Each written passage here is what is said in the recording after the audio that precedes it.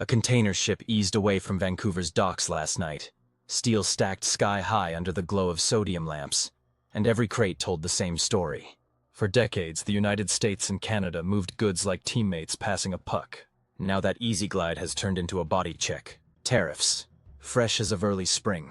Slap extra cost on everything from maple syrup to washing machines, and the usual handshake at the border feels more like a guarded stare. How did two neighbors end up in a trade knife fight? It began when President Donald Trump, in a late February phone call with former Bank of England Governor Mark Carney, revived his old idea of folding Canada into a 51st state. Carney later told reporters that the remark was not a joke, and Ottawa decided it was time to stop shrugging off the threats. Within days, Parliament approved 25% duties on $30 billion worth of American imports, a payback for Washington's new levies on Canadian steel, aluminum, and even grain. Real-time fallout showed up fast. Walnut farmers in California saw orders vanish as Canadian wholesalers switched to domestic nuts. A Montreal appliance chain filled showroom floors with Korean refrigerators instead of American brands because the price gap widened overnight. On the highways of British Columbia, state-plated rigs that once rolled north toward Alaska hit toll booths charging hefty fees, a punch delivered by the Economic Stabilization Tariff Response Act. Premier David Eby framed it bluntly: if Washington raises the bridge, we'll raise the road. Ports tell an even sharper tale. The Port of Vancouver moved a record haul last year, 150 million metric tons of cargo, and roughly one-third came from American shippers dodging congestion in Los Angeles and Long Beach. Now those same companies face a choice: swallow new Canadian surcharges or join the queue back home. Some are opting to stay because they still save time. Take Emerald Grain of Kansas. Its soybeans now take 5 days fewer to reach Yokohama when railed to Vancouver than when trucked to the Gulf Coast, even with the tariff premium. Speed for them outweighs cost.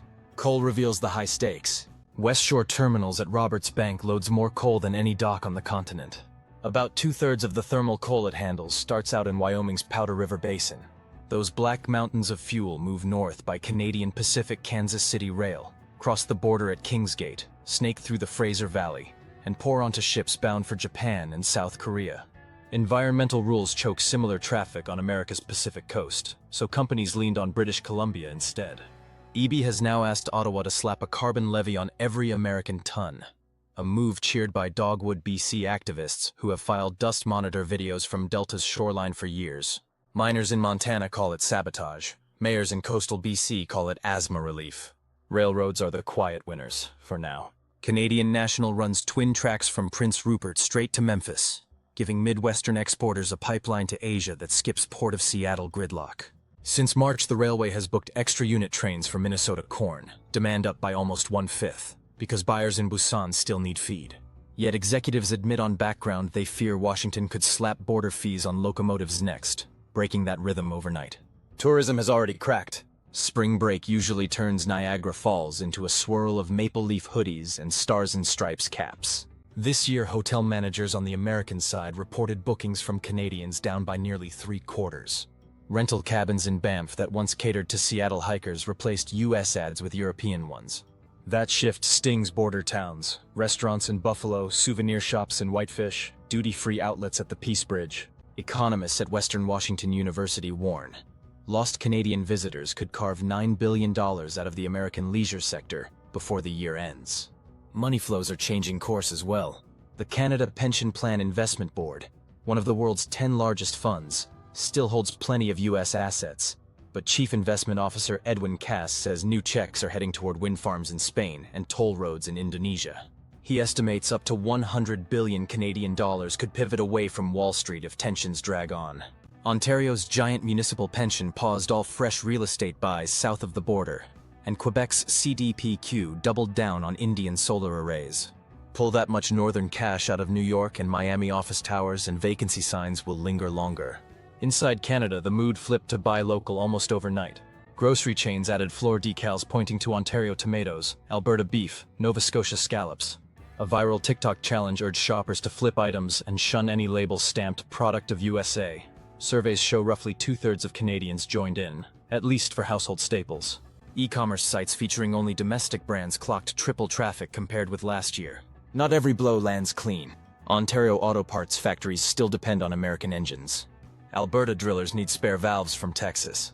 Peel those away too quickly and Canada hurts itself. Ottawa therefore carved out strategic exemptions, but U.S. customs agents answer with surprise inspections that back up semis for miles at the Ambassador Bridge.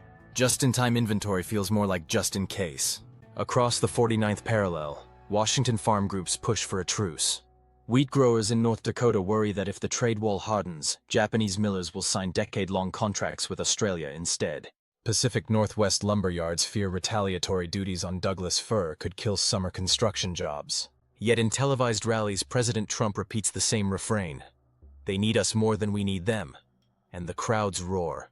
The risk is long-term erosion of trust. New Brunswick's St. John Port Authority has fast-tracked dredging to lure European trade lanes, arguing that reliance on American railroads no longer feels safe. Minnesota mining consultants whisper about shipping iron ore east to Halifax rather than south to Duluth in case Manitoba follows British Columbia's toll example. Such realignments bake into supply chains for years. One scene captures the mood. A BNSF coal train crosses the border at Blaine, Washington under gray drizzle. Protesters on the Canadian side wave banners that read "Tax Foreign Carbon." On the American side, laid-off longshore workers photograph the convoy and share it with the hashtag #JobsOnWheels. The steel wheels keep rolling, yet both crowds feel they're losing.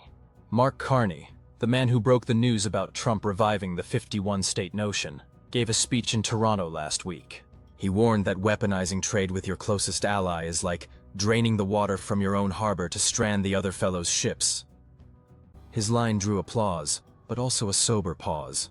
Because even if tariffs vanish next year, the memory of empty shelves, canceled vacations, and stalled investments will last far longer. So where does it end? History suggests neighbors this intertwined rarely stay at odds forever. Yet every day the duties remain, new workarounds, new loyalties, new habits form.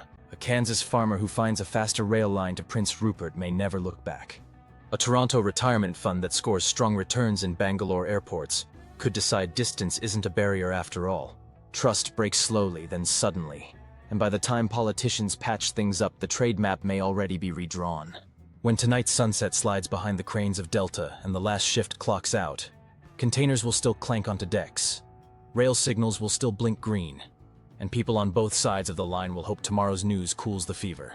But for now, the rustle of tariff paperwork, the clang of port toll gates, and the echo of the phrase 51st state keep ringing in North America's ears, a reminder that even the closest friendships can turn stormy when commerce becomes a weapon.